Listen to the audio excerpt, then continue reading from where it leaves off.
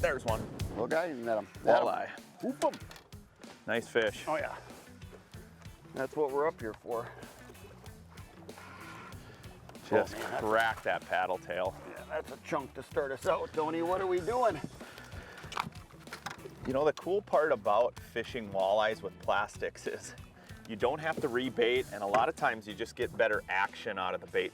When we're pitching and ripping shiners, for example, they're always falling down the hook. That bait's spinning, you're not getting the desired action that you want. But when you're really cracking that paddle tail, it gets those fish to chase, you know? So sometimes if you've ever had the scenario where they're coming up and they're biting that shiner halfway or biting it mid-bait and you're missing them, I almost always switch to plastics at that point. And that's what we're talking about in today's segment. Tony, Roach, and I are on Minnesota's Leech Lake, a veritable walleye factory. That's our first fish of the morning to start us out. Fishing artificials for fall walleyes in shallow water. You bet.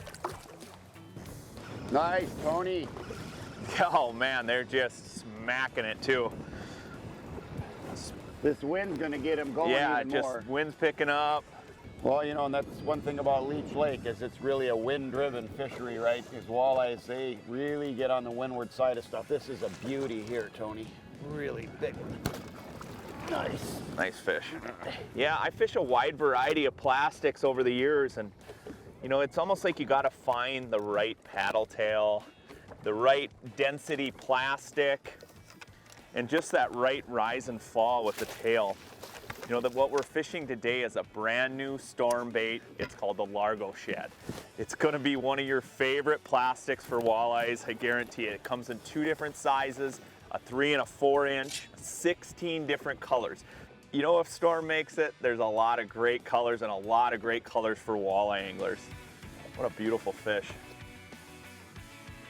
All right, Tony. Well, he's recently run into trouble though. There we go, Raj. You know what's great about that Largo Shad is it's got that articulating tail, but what's also cool, it's got an extension piece. So if you want a little more action on that paddle tail, you just simply rip that off to add a little more action to your fall. If you want it to be a little stiff, you can leave it on there. How we're rigged up to fish these small swim baits, especially in windy conditions, is really critical. Tony, talk about that. Yeah, you're right, Raj. Just like any other technique, you've got to have the right power and action to your rod. Baits in particular, I like using light line. We've got 6-pound Suffix braid 832. I'm using a fluorocarbon leader, so there's no stretch, no stretch. A really important component to that is bite detection. You know, using something in that 6'8", 6'10", even 7-foot range. But the most important part is it's medium light with an extra fast tip. I like a tip that really loads up quickly. That way when I feel a strike, I can instantaneously set the hook. You know, so that braid, that fluorocarbon, transfers it right down the guides, transfers it right down to that high-end blank.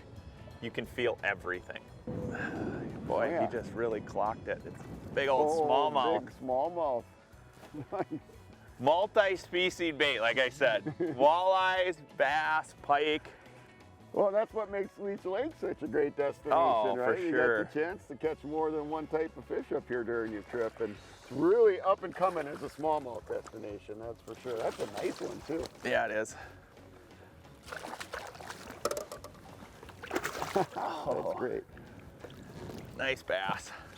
Look at the belly on that thing. Nice chunky one. Big toads. Yeah, like Roger said, you know, Leech Lake's really becoming a great smallmouth destination. It's got rusty crayfish, so it's growing these bass at an incredible rate, and they're starting to kind of move all over the lake. They've had some bass tournaments here and really big bags. Nice fish. There you go, Raj. Nice. Right away.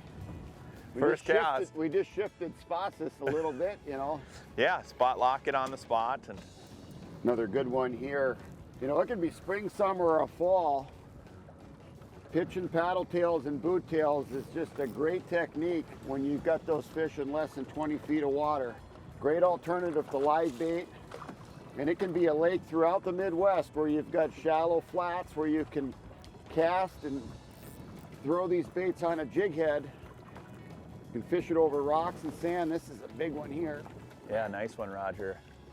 We're seeing some bigger fish. You know, the water's warming up a little, huh, Tony? We got 53-degree water, but the sun's been shining out all day. Nice fish, Raj. That's a big one. Yeah, it is. Beauty. Man, that's what Leech Lake's all about right there. Get a few eaters mixed in and a chance at some much bigger fish. Great variety of fish in here. Oh man, look at this one. There's that boot tail right in there. Smacked it right now. Unbelievable fishing. It doesn't matter whether it's spring, summer, or fall. If you're throwing those swim baits and boot tails in shallow water for walleyes and bass, and then you can match the forage on the lake that you're fishing, that's the result right there. Yeah, you know, a lot of people say walleye fishing's boring and slow. Not when you're fishing a paddle tail like this. Not boring and slow today. Not with all. you, Tony Roach. Unbelievable Leech Lake walleye. LeechLake.org is the website you want to check out to get information on planning your vacation to northern Minnesota. With Tony Roach, I'm Roger Cormier. We'll be right back with more Midwest Outdoors.